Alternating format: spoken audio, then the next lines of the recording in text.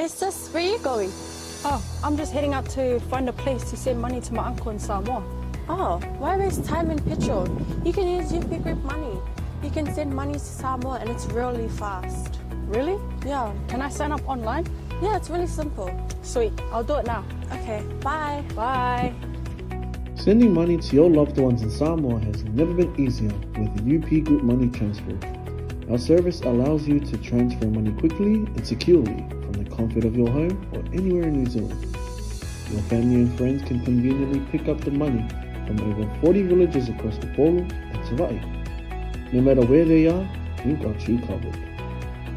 Our user-friendly online platform makes sending money a breeze. Just visit www.upgroupmoney.com. Sign up and start sending money in minutes. We're here to help. If you have any questions or need assistance with signing up or sending money, please don't hesitate to contact our friendly support team at 09558 2896 or 0800 877 328, or visit us in the office at 6/22 Station Road, 𝚟𝚑𝚙𝚢𝚑𝚝, Auckland 1062. Experience the ease and reliability of UP Group Money Transfer today. Your family and friends in Samoa are just a few clicks away from receiving your support. Visit www.upgroupmoney.com now to get started.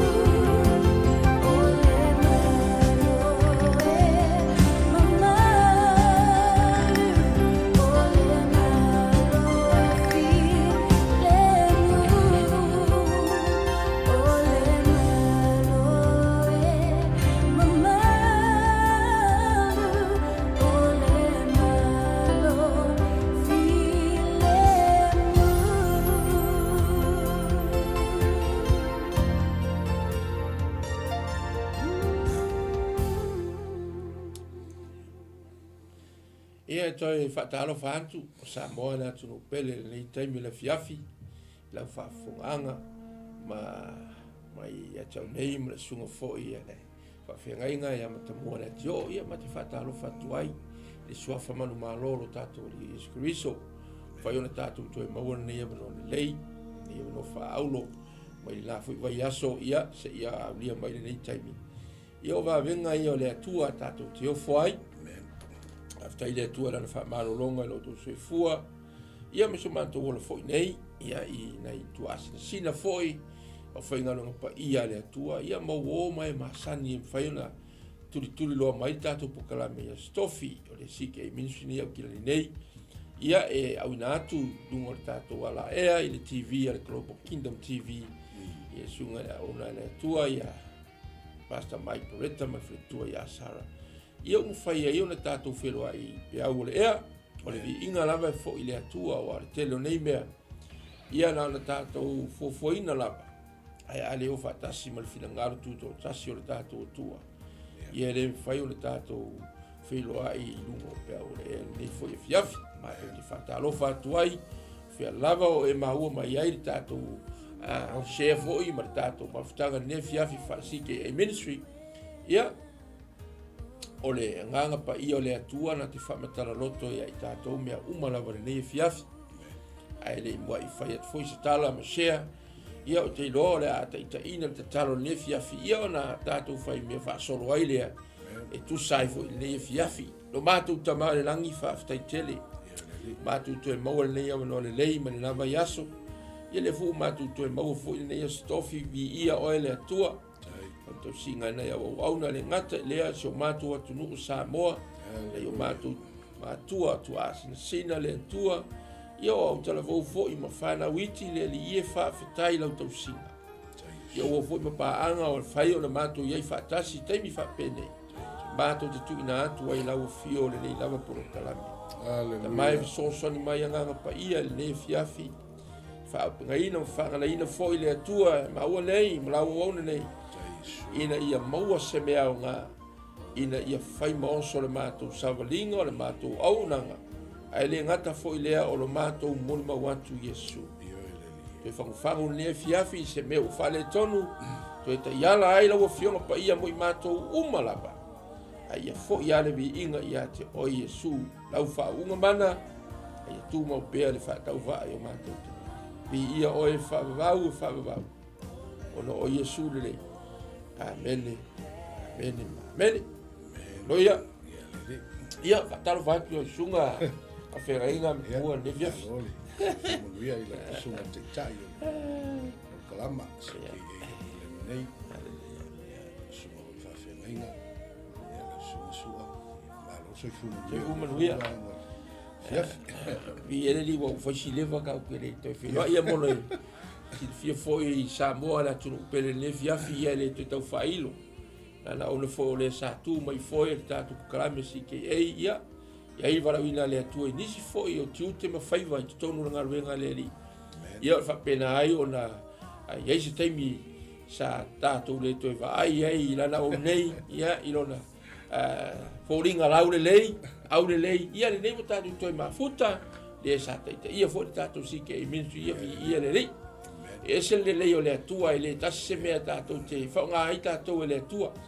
Ia maua awa noa, Ia maua tātou te ave pe I le atua wa o ia e ume o malawa. Ke foi le Samoa ia o lewa e koe te sila mai, Ia le tātou o mawhana whana foi o lewa na tātou mafuta mai tolu whātau sanga taluai. Ia o le nei fuko tātou ia le fiafi lau sunga whawhengainga. Nia whaisitala. Awa o le kakarangoa nge tala leo le malo. Ia le maua fo. Ia le fo ula amatarianga wenga le tua na fo I tua tau vi. Malo, te ila sunga ile, te tai mo le. Nei fo ia no, whaaftei fo mo le. Wala uli o fo ia maua o mai ei. Hallelujah. Sao ni fia fitu sa tatu ko kalama pe o masani ai. Ia o te ilo na lava ua silfi fo ila sunga. Ia o fai wala masani o tatu nei. Ia pe o no tatu iei nei.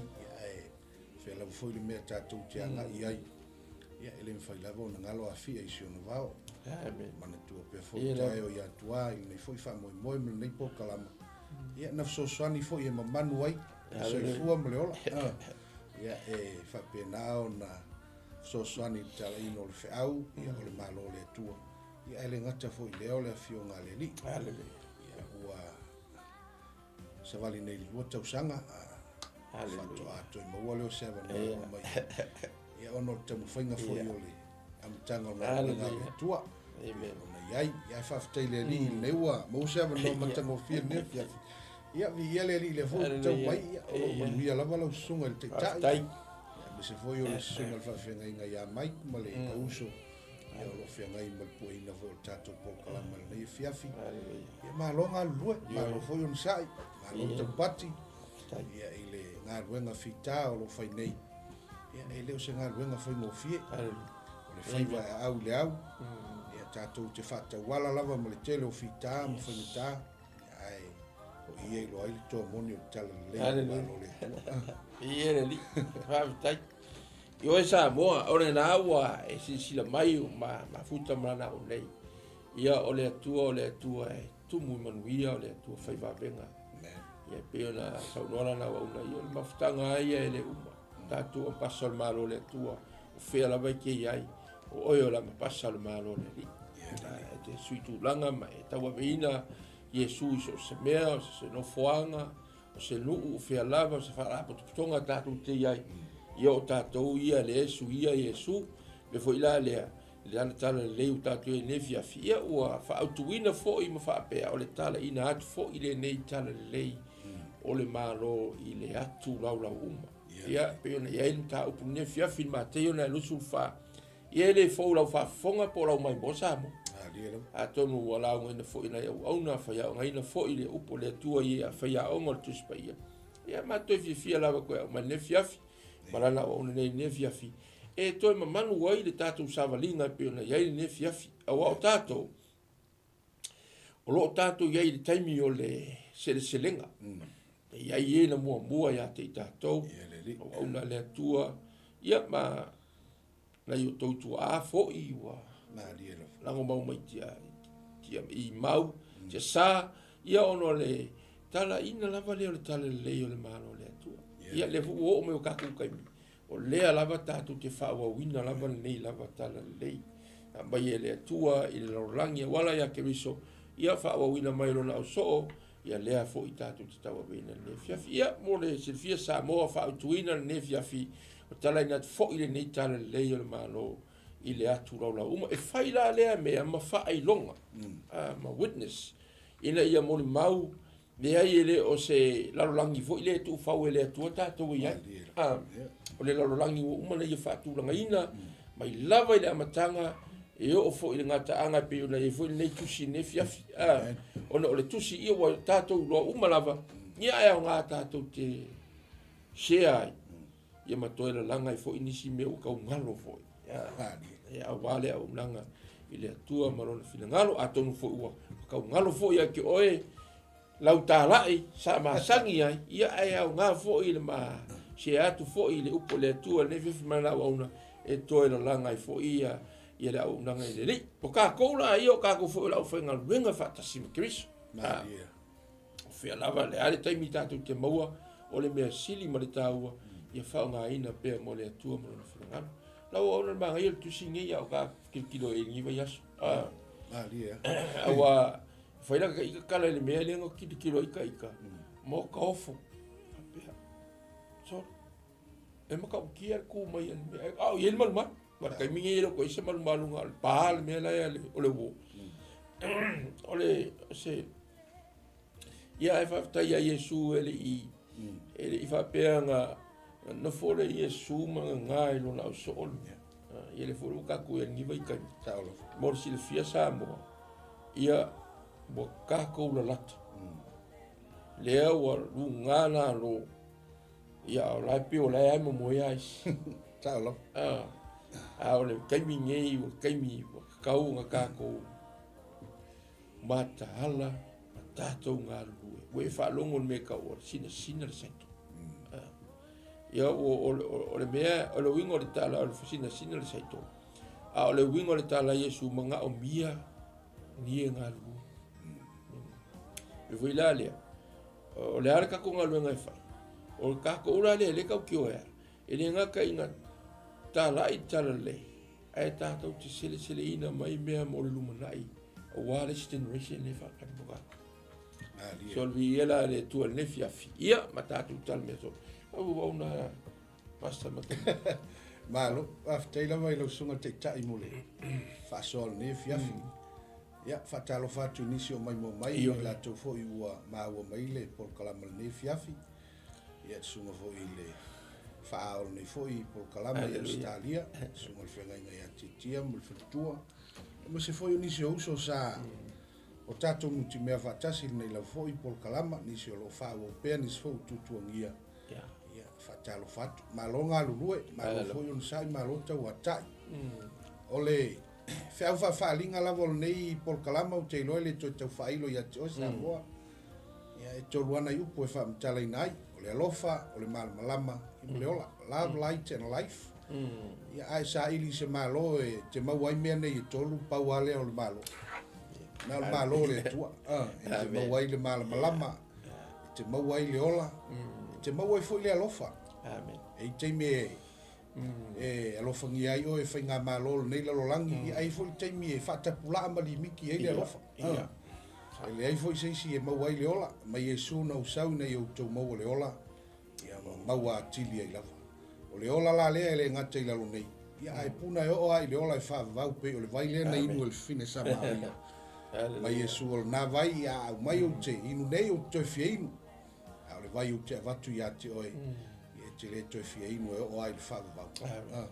Tasi nata au o nei foi wha moe moe ma nei por kalama e pe o na mamanu ai wha upeti mamanu e le sa whatuina foi nei whaalinga. Ia mamafu ai o no matou o mai ma una nei. Hallelujah. Ia e o pongi nei ngā ruenga ma nei foi whiau. E leo se whiau o le tangata. E leo se savali e se ali tau o se nuu ia po se palemia. Ia o sa vali al tupu ma le li.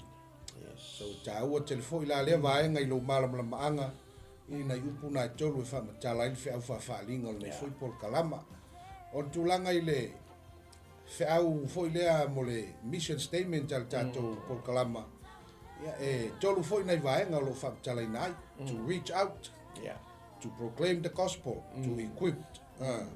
Ele ngata fa penga ina ia whapenao na whasosoani na ia lao ngaina pe lao le autu lea te whasoa I leia fiafi tala ina atu foi le tala lei o le malo le tua o lo na winga e leo se mea e nofo isi tangata e leo se ngā ruenga tātou te whai tu ngā ruenga e whai pea e le ngate le nā a ia wha au penga ina so I tasi la lea tā ua o tātou ngā ruenga o lo whatino e le ngata o le lau ngaina o le whiau o le malo le tua ai I le teimi lava lea o lea tātou te whasosoani e wha upenga tangata o lo tātou whasosoani e wha upenga lisi tupulanga o lo angai mai lea ngai le eise o tātou e whaipea mo ia le ola nganei ia le aso ia le teimi wa atofa I le tua le soifua mo le ola e le imiti foi lasi o tātou ola ma ia kopo pe o le funga o le mutia e ali mai tai au ai mangu le uli ai pau ale o le mea e mawai le langi ma lalo langi ai le mawai le afionga le tua le upu o le malo le tua le avuila tātou te iai lava le nei vai tau e pe o na tau mawhai foi te tai mesio nisio e to ai mai o le polkalama I whasoa pea ina ia ta lai pea to preach the gospel of the kingdom of God ia ta lai pea le tala le lei o le malo le tua e le ngate le na ia wha upenga ina o le tele o le teimi e tau talangia ai le upo o le atua o le tele foi na o le teimi life sosoani e wha upenga tangata mana tua o le whai aonga o lona whaiva e ao a le wasenga ina ia popoto mata mamai ina ia o latou sila fia le mele io ia le malamalama e iai foi la mea le io iai lo tou sila fia o le mau ai se malamalama anga o le ni whasoa e whasosoani atua ia te oi e iai foi mea le io iai lo mailo o le na o iai le sila fia e te whasosoani mai foi la e tala mai e mau ai e tātou o tangata o le malo le tua le anganga leo o le whetau siai o le whetau whai ina ia awana I fuao e le isi tangata le isi uso tasi lea o ongo le malo le tua o le loto e maula A ta pena la tātou pe ono tātou iai le mta upe lusu malfa. Wa o le mta upe le na ala mfatu lai. Ono ua fesiri ia le uso ia Yesu. Mai au fesiri le uso ia Yesu. O ani whailonga. O ani mea mātou teilo ai wa lata mai le ngata anga. Ia e waila i le tali a Yesu. Mua i le tali a Yesu mai auan ia outou. Auan nei whaase se ina outou. Ole tāua le ole nei foi whasoa ma le tāupo le malo le tua. E whesoa soani atu ina ia matua maua ma mausali lo whatua tuanga i le li. E le ngata na ole whalongo a ia ana matu mawai. Mantua le malo le tua le malo e le lulu ina. Unshakable kingdom. Ole malo e le mawhai o na lulu ina. O lona winga po le ale tu ai ngā wha, o le ale tu ai ngā me o mai, e le mawhai au na avesea. Tasi la le vaenga tāua le si tia Yesu tonui. Ai pei nala na mafua o no le fesile le uso. Te lo foi e fa pena se manatu o iei tangata le nia fiafi. Te alala mai o na fui fesili lo mafufau. Wa ia winga mafua ango nei mea e tutupu mai. O afea ea, o le a ea le sao. Nei wa tele mafui ia waile nga le kasi se mafui o lulu se mau mafui ni mau lolonga ni mau fa ni mau matangi o fa ai longa ia na o mai Yesu e va ai ele o so mai lo le tala Yesu au to lo la me fa ai le o to aja we feito toa le toia fio mai o le tupu le malo o lo no winga la le tatou te ile la lo langi le nei le ngato le tala ino le malo le tu a le foi tātou te iei le avanoa ma fai ona tapena tātou ina i o tātou sao i le malo lea. E le na o le launga, e le na o le ao, e le na o le tau atu.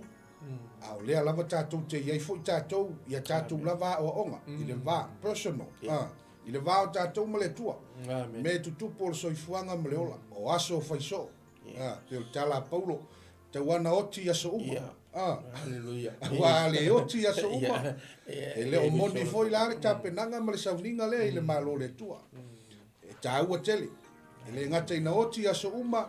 O Paulo foi ona le faitau lea. Mai o te tausisi atu. O te tausisi atu pea ina ia o maua le mea na maua ia o ke viso. Le ale mea. Le urua ia lofo Yesu na lave ina ia.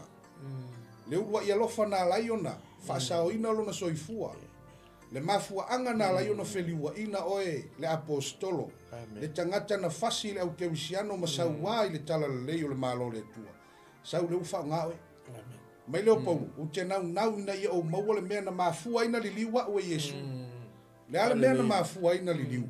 O le alofo Yesu tangata. E fa pena fo la ia tau.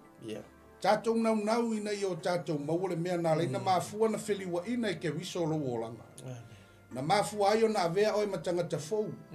Na mafua ayo na whaata ele ina oe ma whaatuina. Wa le toe ola oe.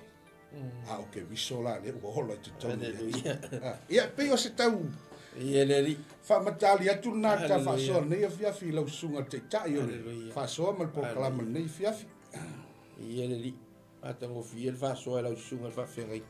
Pāra i o lewa koe wha iloa fo i kako isiona male ma le kako statement ia one i ngalo o le kaimi a le tasi o le tātou ma tāwhai oi tau au le whai. Kako fo i le wa mai ei le fua.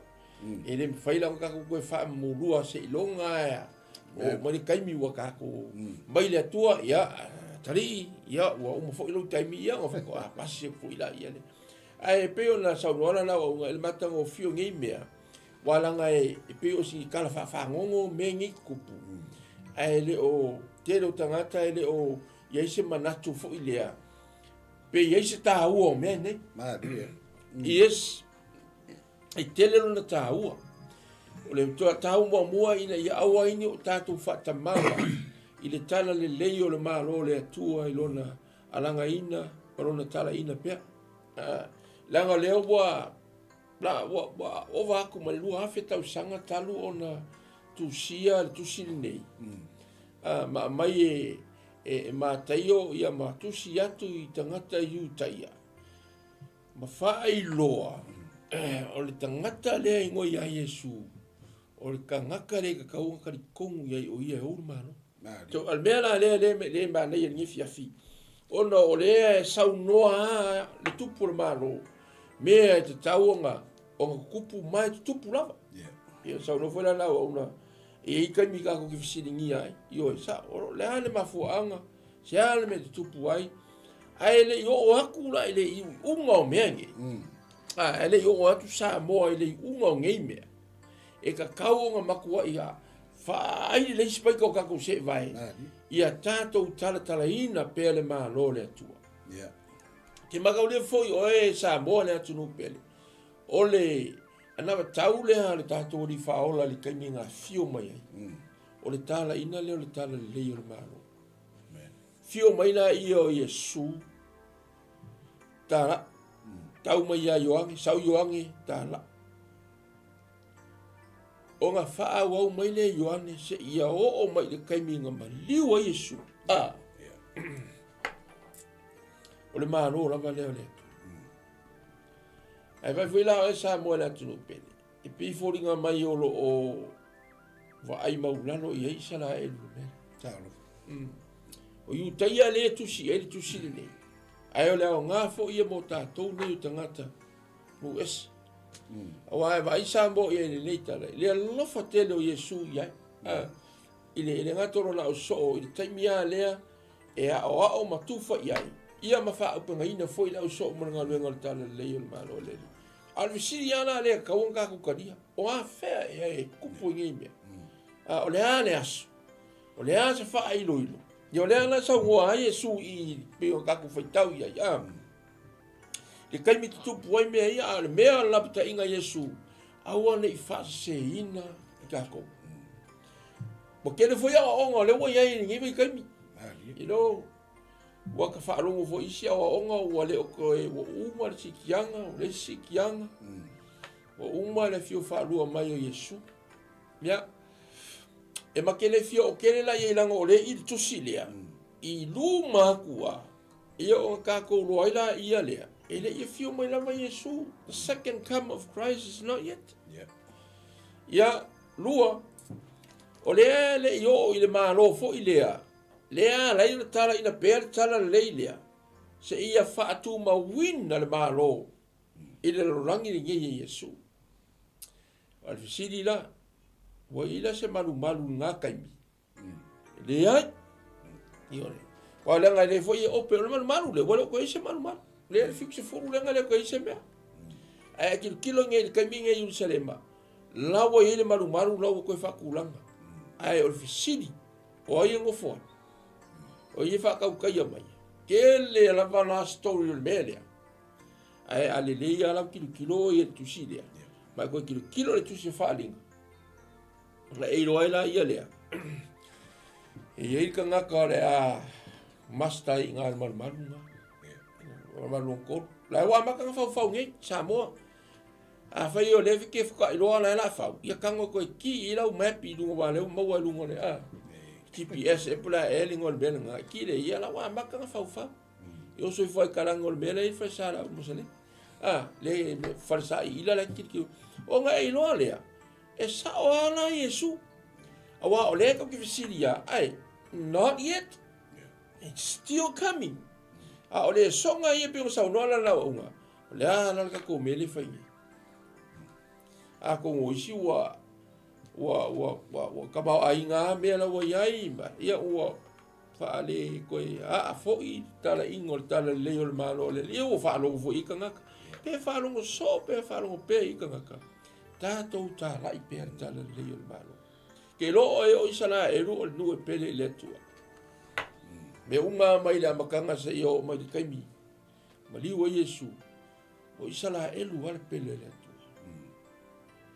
mai ele tua kula fongo kai mai ele no Israel se ia o mai kai mia fa sa tau ina Yesu no sa tau o me foi la le nge fiafi e se ka o nge me awa e ko kele ale e ko kele tangata e o mai le ngo Yesu nari ele nga kai fa mai Yesu ya o mata le foi ko fa mai e ko kele ia mo kilo fo ia le si vai kai mi news o wa ia mesia la wa ia o kai mi nge wo fa ia fa ilonga ma va ven ia ele se me fo nga ma ia e ma foi za ka ngia fa va ven you know ele mesia mo ile Yesu le ala vai ta tu te fatali ta tu si o Yesu le vai ka kilo le tu se nga luenga le fa mai ia ka ma lo fo ile pa oko au so kan la ia fa penga le fa penga fo no to fio mai fa fela nga mai loa e ko fio fa lo mai Yesu pe ona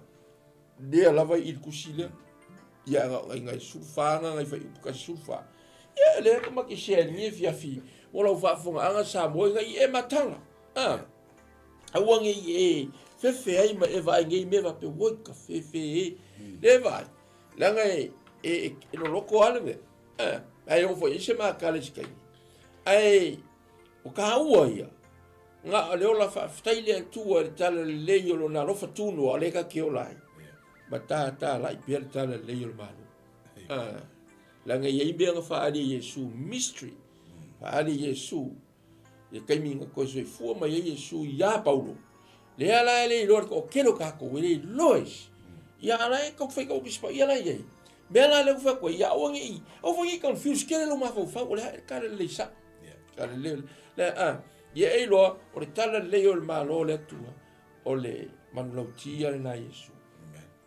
ai nga o mai tala le le bakari ko e te ma lo Paulo mai lo ka ma lo Paulo Yesu la le na ma liu ma to so fu ma lo mai le tala le moni la so na ye yo ngai me dari kai le pula suma fa fenga sa le ya man chope la tele nga na fe ko sufa pal ko rafa le mo buanga ya tuile sufa tala ina tu fo ile ne tala le yo le malo ile tu lo e fai mo mo mau no uma o no o mai ile o le ta e pe on tau fai lo atu le amtanga ya o le talia Yesu na mafua o no le fasilio le uso pe o mai a fea le ngatanga ba mutanga o nei mea ya na sila tu e me foi po fa nga mai foi po lima me o le talia tu le Yesu fa pe atu ya te la to yo to nei fa se no to se tas ya tasile mea wa o tele nei vai tap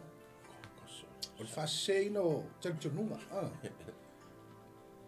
e beila ona malie ile falongolonga tu nei fiafi people are asking a question what is the true gospel e ola e ali tala le sao e o al tanga te o leva na lotu ala e fesidi fo ola ye le nganga le ma le langona le ole ale le tala le mo le ale tala le sao e mo fai ono fa pe atu ya te o e a fai tatu te le malama i le tala le na fola Yesu ma o Yesu foi na feta la yo o io le tala le he is the good news hallelujah o io le tala le yes o le mafu anga foi la na e la yo no tatu fia tala le fe au le malo langa o io le tala le o le malo o io le tala le o mafu ayo na fa tala le ina tatu yes wai le Sao Paulo fa pe mai a mea o ai le tala le o lai tala e Paulo o Yesu le tala le o le malo le tua e le ngate le na a o onga e a mata mai lava i le whenga inga tuai se i o mai le whenga inga fo o lai tala mau ili ai le loto le na o le mea na foa mai e le tua le amatanga se i o mai le temi nei a toi fo i tua e talu mai le tala le o le malo e a mata mai ai le kenese sau se i o mai le tusi a whaalinga o le tala le lei a toa le na o le malo le tua amen e le fai mo fia la ana e le fai mo fia la ana e le fai tala ana fa se ina oi pe a fai o lai te malama le lei malama le lei le taua ma le autu ma le mafua anga ia ma le mea le tatou te iai nei le tala lelei o le malo le tua mana tua foi o le tala lelei o le malo le tua ina ua fesili le toʻatele ia seʻi avatu muamua se faataga lea ole i le roma suma le fā ave foi pa suma le fitu ia manatua foi o le mataupu na roma suma le fā o lai ai le feteʻanaʻiga ona o mea ai o vai inu ua o ai aso o le tausiga o aso Fai mai le sia wali e longo fia tangata vai fatuatua fai mai aina o mea e ola ele. E mai tala le apostolo Paulo, man tuol tusi le ave I ke usiano Utaia le tonu o Roma. Vai le vave o le influence o tangata ile ta inga se ai na ave ia e Paulo le fa manatu ma le fa mafa le ile ilana tala noa aua nei o tau fasala aua nei o tau famsinoa. Who are we to judge others? O ai tātou e whamasino ai isi. Mai lo tala la apostolo Paulo. Le foi o posufitu le esel manai. Mai o le malo le tua. E le o mea ai po mea inu. A o le ami o tono. Oli le angango pa ia ma le file mu. O mea ia e tolu e teilo ai le malo le. A e maua le file mu. A e oli le angango pa ia. A e whaia le ami o tonu o le tua. E ese le manai. O naia te oe le tala le lei o le malo le tua. A ta mai foi le launga Iesu whaamu ia ilunga le maunga le Mataio tonu. Whai upa tonu. Mataio e ono tonu. Le a tātou te quote so o le mau. Seek first the kingdom of God and his righteousness. The kingdom and his righteousness. O le malo malana ami o tonu. O le malo e whai mea tonu. A whaila e tele o ilo sao. Le tala le leimoni. E ta tauona e sa ili le mea lai eile ami o tonu. A wā o Iesu, o le ami o tonu lava ia. O le tala le leimoni la. O lou malama le leili tangata e suafa ia Iesu. O ia o le ala upumoni ma le ola. E le ai lava se tasi e sao atu li tama. Pe a le ui mai a te ia. O ia o le whai tutoa. O lona winga a whai tātou te toe fo i wha malama atili le amatanga o lou sao whai. O lou sao whanga mai le malo le tua. A mata mai ai li tala lena alanga tama foi lena. Na mua mai e whalau le leile ala. Pa mai a, I nga sala mo ia. Wa lata mai le malo le langa. Repent for the kingdom of God is near. Is here. Le malo le tua le wai. Ya tonu e mwhaiwhona e fsiri whapea. Whawhewhea lana I lo le malo wai nei. O lau talio Iesu e whai mali mo whaola. O le nawa ia te oe le li lea. O le li o le malo, o le tupu o le malo. The kingdom of God is in you. Nawa I to tonu ia te oe. Once you receive Jesus as your Lord and your Savior, the kingdom of God is in you. O le malo, lo wai to tonu ia te oe. So se teimi fo ia la tātou te tala I le malo le tua. Rangai ave mawhau o tangata. Le malo fo I lele.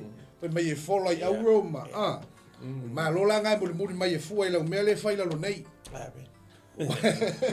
Wai te le sao le malo na pe a whai e te le. E te le tu mau I mea ia mai e Iesu. Mai a Iesu. O nei whasei nau tau. Aua nei whasei nau tau. O le tā ua fo nao nei e fiafi masala patai a te oi sa mua le tunu pele. Mai se o nisi o paanga o nei polkalamu. E ua nei whasei na ngofia tātou. E tele loa mea ua o mai li soifuanga mata na malu e lua lo whatu atua. Ia masui ai lo manatu mai le mea nai ai. O le tala le leie leo se tala le leie. Ta mau ahi ngai sisi. I le tino. E langa ele sa ilia ini mea nisi tala le leo le malo le tu. O le malo lea. Ma le tala le leie lea. E whainga tā, e polonga, e a whātia I wasa. I a whawhea nei le tau mo whainga a paulo I ana. Me tau mo whai mai ei tala le lei lava lea. Mai a paulo, na a whātia I wasa. Na tele teimi na ua I ngata. Ioi, a whi mai a, o mea ia na o I ai wa o ina ia. O loa ai la, tiva, loa te mau ai. Wai el te leo o ongo le malo le tua. Ele fai ngofie le savalinga o le whao le tanga I le malo le tua. E ma fai ei o na o I tātou le tala inga o le mea lea e o I turu inga o le atu laula. E o ai lau soifua e whano ai. E o ai lau tamau a inga e mai mau ai. E o ai lau whanau e ave e se ai lau whanua mua. E o ai lau tō lua. Whi mai Iesu. Ai fia muri mai. Ita iai. Ino I lau tama. Ino I lau tina. ino ia lo uso o lo tofine aya muli mai ai fai mai ata la lisi ali no fai Yesu mai soli sol mo kangu ia mako mai Yesu ai soli se ko pe ia ka o ke kangu ka o asa wa mai muli mai ele fai mai Yesu ele anga le o i oti ma al mana ongo Yesu ai alu ye o tala hier fe au malo ole al fe au malo e te leto e wha no wha pei o ele ai so lato wha moi. Ala wai mo tino e ele wha moi tu ato leoti. Yes. E te leto e fefe ai la, pe matau ai, pe atu atu vale ai, pe matu a wha no ai. Ele le anga wha no. Ai aua ne ia. Ne ia lu se fia tau sanga o e wha no. A o mai atei me wha no ai wha no mo sina taimi. Ai wha mawhana mai ke riso mo wha manatu mai ai tato. Le tala le lei olona malo. Langa le loto vai tanga tol malo le. Esel me tal no, esel me tal loto vai. Yes. Me nga vai le oke vai a kwal ko inga. Lai ke kangi me silo ko keli. Ai sia. Le loto vai tanga tol malo le tu. Mai le sia li se ia le fa ma vai lon tamamo tina. Me a Yesu. Wete. Ete sau nga luenga le tu a wete mulmuli mai ai manatu. Ino e leo fai mai Yesu e te ino ilo tama e ita iai mai le fia iai le ai o lea o onga Yesu a wana isau fai ilo tama wana isau fai ilo tinai no fo le fa mua o ye mua le tua e mua le tua i meuma e mua le tua ilo tama e mua le tua ilo tina e mua le tua ilo whanau e mua le tua ilo ainga e mua le tua ilo tolua. A tatou wha mua la le tu. Langa o ia ona tau. Amen. Seek first. Yes. A whai mai loe first o longa wingo lungu melkasi. Me mua. Not sick. O le me mua. Hallelujah. Me le se lia. Ya mai Yesu o le tango le soto sina mo te pai tua ele a ngā i el malo le tua. Mo le ata o te mau a inga. Le soto sino le ato le whanua o me ngalue ina. So o le tau talai le te mau a inga. Mana tua foi o le luka foi lea e se fulu ma le lua ngai si ikia Yesu fata oto foi lea. Ska mai whaka oko a ngai si ikia Yesu ngā. E fata tau lea. I le te malo lea na whaila na whato anga. Ai mafau ka malo e ku ila lo ngafale saiko a koe whake ke le fale se fau. Langa ua kelele. Mai lo leo le alam tala. Ai la ia mai inu la ia ma ai ma fia mo e ma file mu ai sia o se to pule mai na o ia te o te mau ainga tele ona me o yo lima tele ona me o ia te oi ia fe me tala a Yesu o na le vale a fai a mia nei lo wola na ne e fai mo ai me si o le wingal na tala le tau tele ele anga te mau ainga ele anga foi le tele o me ai wona ia ve me na ma fa mua i lo wala ele tiotu se fa tauto a o mai yo ia vai le tua i le o ma le tamao ainga o me maua yo lima ia fai ma wala te fa alo ngia i lo tu o le te lela le na o le soifuanga wa so uma e ma fai ai ona tapena o i lo nei mo le mea le tatou te amen sauni atu ia tanga fai po suma tolu fai mai ia mai fai po suma tu mau le tu mau se ia o le ngata anga e faola ina le e leo fai mai tu mau le lotu tu mau le kalesia ia pe tu mau le tofu ia wa pe o isi ia mea o tele nga fai na le tele o ngā luenga o tofu sa o le leia tofinga ma Yesu o tu mau le tofi la o tofi o me sau maan ai tu mau le li o le na mala a wina oi o le na tofia oi fai matanga tanu o le malo le tu ya o se fa soanga i lau sunga wa ia pe ko umi ala o le ai o lo porni o le ma nei le mele ta ua i me o le fa no fu le ai e fa ma fa na ina o va ai le clip na bai e lunga le sitanga tai o ngai fa finge Musalemi a wali liu le ali ona o latu tai to lua la le ua fa la inga vo le ai e foi ngi fufi o la to u se tu lo Samoa e la fasotia o nga o talia Yesu makari kongu ya Yesu a bosale mi na e interview la i e fai TV ngai finge ngai ngo la kilo wa le wa fasokia ngai lo kai kongu pele fa ngo ai ke lo kala finge be joy finge for my no I'm never sad why because they believe my husband believe in Jesus what forever seba Mari. oh ia ale ia pe o fa ngonga ka ko fu le ai sili ya le mai o mai poponga ora ka ke ya Yesu o tu langa le mele ingi tato wa ka kau nga ka ko fa ngaki ngaki le tala ino le tala o ile singa fa mo mo le sibea ia le kele ia ka ko matala o isi mo ko pa ula mai le yo le kaimia e fa tu wina yele atua ma ko fa wa wina yele tu fa ma si e nga luenga la o manga io e ko fa vai ya le matal o e lo ka ko ni fika fo inga le e ai pori ka di ke mi uma ele o ka ko ai ka to fa na no lango ile li o kiriso inga ia ma wai ka ko o mena le ka ko lo ele kasi se ke di sore ka apel la Kere so. Kere so.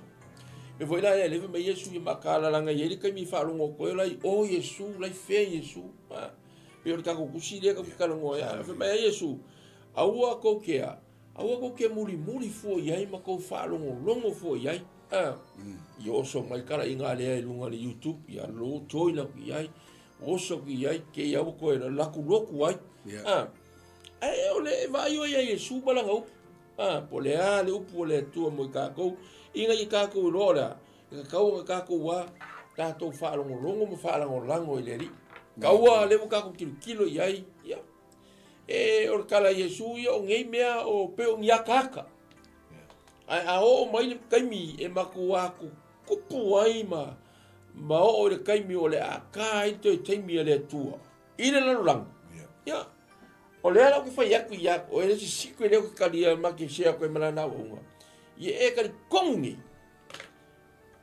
ka kyo si ki anga ele yo o isi me ai ku ko kusida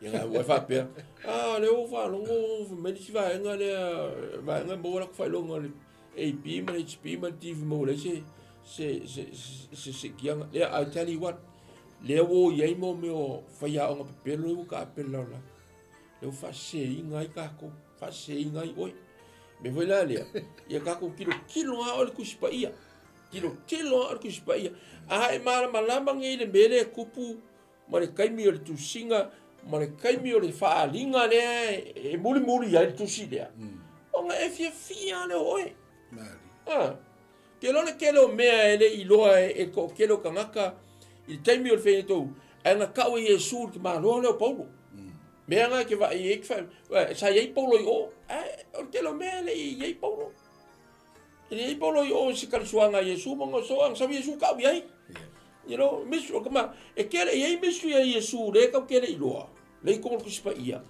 e fa i lo Yesu ki ma lo le e o foi la si ki le ko i ya vi fe la home ke uma ka wa kwale e ke ele al fi sa al fi la home resime boy ai perfetta pelo le boy ai faya o nga pelo o kele tikeli kele kusi fai ka o kilo kwai ele me se nga me elenga mal kusi pa ia le Yesu le la me Yesu yo ko makal la nga ile kai mi le vo le ka ko ya wa fa ro le sawol mala le wei Very fast. Oh, ai au al mala kuspaia. Mau sia mea fa. Ale fa mai al kuspaia. Ele o ke lo, le si mele ke ofo kan ka sabo. Kan ngaka sabo. Le la fa sa ala kala. Tangata sabo ele o konga ele o ngi we fi. Fa mai la ko kan kum. Fa fitai le yo tato ma tua. Na yo tato tama ya vao ma salonga wai mo ko salonga fa lunga sile. Ko mai sa u fia i la tou ele nganga pa ia ai ke lo me ko fa ia ka ko fa ka le ko fo ko fa le nganga ko inga kusa le wa ko fa mai o ngai ko inga ele e le i ulufia le ngana pa ia fali e la le lo fo ko Samoa le fa mai Yesu ka ku makala ka masela ngale wo Pivole, kamo fai ka lo kuspa ia. Vai kusinga mose Roma nga o ia fin moni, ia ma epelu. Kamo fai ka kusinga nga ilo le fa pia sole. Sa o ani le upole atuari, se ka ko, me sa o le. Me vola le e lo. O le ma lo le atua a o nga fio mai le o nga ma lo fa kuma winga mulmuli. O nga fa ko aka ko lo le o le mele ka vali mai kuside. Israel kali ko muia le malo le no sana e lu keri ngala ko le kali ko munga le manga ola ko sikanga ka vo ile le sau mase au kaum ka kia pe wafi ka lu tafi nga ia mai le malo le ka fika ka mai mai le o le malo le tua ya le nga sa wela na o ngi fia si me fo la le i ka ko lo au e ke pole o i game ia fa malo sia pe e ka ko kala mengi fiafi before se ko kala me nga o nga fo ma vai akwa fa maro si ai ka o mo le tala ino le tala le o malo le tu ai wo e lo o se kiwa ka o ai sia te tonu le maliu Yesu Kristo pa to so i fu malu malo mai le o le asa ungi ko ya fio mai o le ka mau fa ilonga nga le malo le ai kai mira le ai yo mai sikia o fai esa kanga pe o fasili la na wa kumu ala ka o le haleluya amen mama fanga ya ka ko o fai ia la ska ko wa kumu ala loku o eta la itala le ora foi le lu ngale tu ro mba ko ngalu ke ro fa penga fa la o ile ngale mai fa ro ngo po le tu la sa ro moi le ya mo fa ro o kala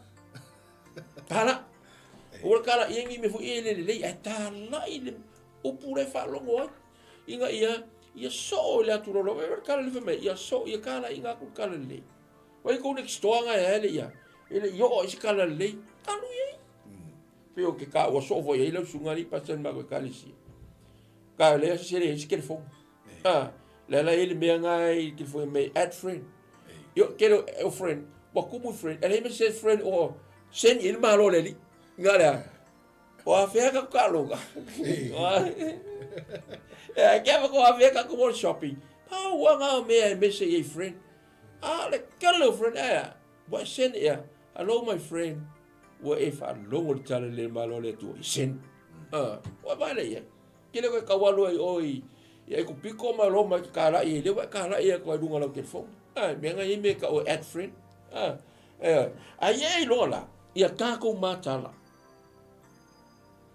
nga ia me fa pengi o mai ko nga ko fa so muni mai ko loto vai ia o lo o le ka ki ko mua o le tal ingol tal le yo malo le tu o wala wala le tu es el ba ga yo me ya te vai tu pe ia o tau ia mo emo mai mo di ta tem ia ngala ya o no na uso fo yo sta ia la tu fo ka ile tu amole ia te tonu la fai o tu sina fa so ia mana ia nei o lo te vai tu e nei ko meni ia sfatuo fusi lab o po paulo ile kale si ko nito wa e maua mea wa e maua le poto ai paua lea i o tolo to tele i le ngaruenga le tua ma le malo silo na mana malo maftai sorry alo fai paulo le ko mengi loke o so kulunga o le ai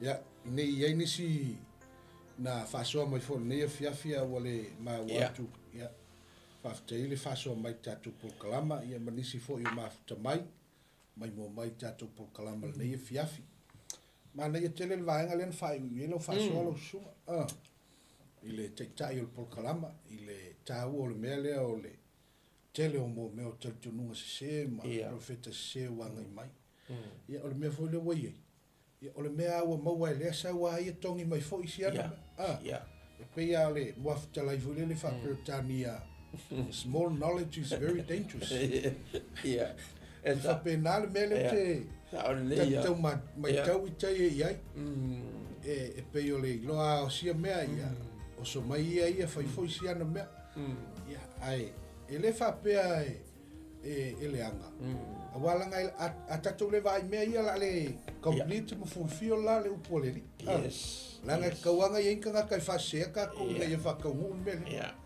e o foi la na we ile o mai o le fio mai o le ni ai vai nel foi posumal fa mai e fai ma mori mau inu uma ona o mai ele o ngata mai e tala ina tu fo ile nei tala le lei o le malo ile atu lo uma e fai ma mori mau inu uma ona o mai le o ngata e nau le fio mai e muso e fa va vele a vengo tala le ben wa ale o mele le fai foi langa o mai mele ki fa ka kali yes ya ole tu lalo mal fontuanga ele o ie le matapia le manai e pe fo yo le ngana le tunu ya ai tu lalo lava e tata longo pe mo se fau a talia le lei ale ai ia to fa foi mai a ngar foi fa le tu talatu a ole ase fontuanga mo le ia fiafio le te lenga fo na se fa soa tu mau oi le mea wa e loa mai le tua le tala le monio le malo le tua nai te loa e ala i le fa ali mai o le li e ala i le fisoso ni mai o le tua i le tatalo ma fatonga ana pongi ma mea tatou te fiso ta ia tua ia te ia e ala fo i le na upu al ne ia fiafi sa moai ia ni ia vele na no ta ia ai fa o ai fo i le tani finangalo ia i le mai moanga o no nisi o por kalama o umo na fata tia ma fata o to ne ia fiafi le ala leo le a fa pau mai ai east o talanga nei po ai fa ma tele le tua il tatou au fa fonga ia me se foi o Samoa mai lava i monga tele se ia o nei nuia le anga atu i sauninga ia o le fai ungo nei foi a sa i le alofa mleanga nei o le tua o lau fa tai muli muli sunga tai nei ia o no fai ona o maua tio o mai ai fai foi se fa soa ia mo fai se sao le falo te leina o le feau le tala lei o le malo le tua lua e fafta yatu le sunga ile fa fengai ngai ona le nei alata pe ona yai le Global Kingdom TV ia ua mafai ai foi ona pueina le nei fa sala launga ma nei pol kalama ia mai se o le uso lo fa pena no la to lua ia ile ang le lei o le tua le uso ya tef fa manuia le tua i tu faiva ia o se tala lea ma le nganga fa alo ia foi lo sunga le fao mal nai tu o le uso i Australia ia me se foi ia o nisi uso i tonu au tero nei ia o tu faiva ia la fotu ia lo sunga te tai mo sau na fai ia ma ta puni ai ta fa so nei fiaf tai lo sunga fa fengainga mata mo fie foi fa so ni fiafi il fa fo ia le tu pelo Samoa ia Samoa o se ta upule na mo ta tu ni fiafi ia fai o se taulanga le lei mo le li vai aso le weekend ia ina ia bei ta u vai malima ta le lei so se mea te ia le aso ma le weekend tai fo ile tua ia ono lo mafuta mai ia ona le tua mana yo la tua le ngata wo ma paanga ia ona i ngalo ia oi ia kalami fo lo fa pena fa sau ia Australia ta tu si ke eminsu ia mai mo ia mani unanga ka Global Kingdom TV lo fa pena la batu yaso uma la volva yaso fitu aso volva yaso ya tanga ia lo ia una le tua lo fa soina le upu le tala le o le malo le fa ki malanga i sora elu ia lo ia malanga te sang fo fa so kai mai pule le tatu alata ia mo so va no ia i ke wai ia fa va mai wala ngo ele au boa ma to tele fio ia ma e fio fo se o le il malu le la fai le lo pe que o pro a makaloa nga le vivielu o malu le lopo ai o le ang master mai el malu ta bo ia la auto sukamo le nga e ko malu nga e sukamo eu vou ir e com uma mão lá sa o makua com uma mão eu fui lá sa lo ko ia vi ele ali fa foi lá na ona ia fengaenga ia matamua ia monia no leifa stai le tu ela na pule foi le sui fua ia mo ele no ta ia la fa wo pe ni maftanga ini ia ni no o no le foi ia Venga le atua lo whengai ai, ia mani ne fiafi, mani fo ile atua la laulanga ia mai preta, ia ma laulanga tato koropo ki TV, whai la wina atua tato kora. Me tala atu lau sunga wha whengai nga te, whai wina tato talo, mo ne fo ia fiafi, ia wharoara. Tuma watu lau fio le vinga le Thank you, tua Jesus. tama, le alo ma le ngā tua ia, whai wina malmanuia le mātou whasol le fiafi. Yes, Jesus. Whaftai atu lau fsosoni mai, ma walawa wana o ni au auna, Io ita. whalangolango atu ia te oe le ou le wala au, e ou sa vali. Au taltalaina le whiau le malo lau fio nei po, o ai talinga, o ai lava i latou o whaafonga ma whalongolongo mai moa ma mata, ia vela upu le li ia ne tō matawina le nei po, whai ma vai fofo i se o fia maua se whasosoani, ia anga le atu i ai lau fio. Fuanga ma singa le whai ungol nei vai aso lo toi ei lo wang le leifa, manuia si o mato tunu o Samoa, mai lava i ona teitai, ka le sia, me se o whai ngā malo, ngā te foi leo le pule ngā li, ma whai pule i ei lo olofa, i ei o manuia, ia mai se o si o mato o tunu. Nuia ne tunu lo mato mno whai, ia la ufio e wha vauni o mato se, wha mangalo i mato, nuia fo nei o nanga o mafuai o no mato mawal nei avanoa e whaso ai, ia ilo wanga leila o au na whai whi au a meise o le ofisa. Ia le mātou talo lea wha manuia le tei nei, me se foi o uso mtua whawhino le nei whaasoma, nei por kalama, a mpasa o lo malo o no Yesu. Amen. Amen. Amen. Uero ki e Samoa. Aro mo faso mata. Yeah.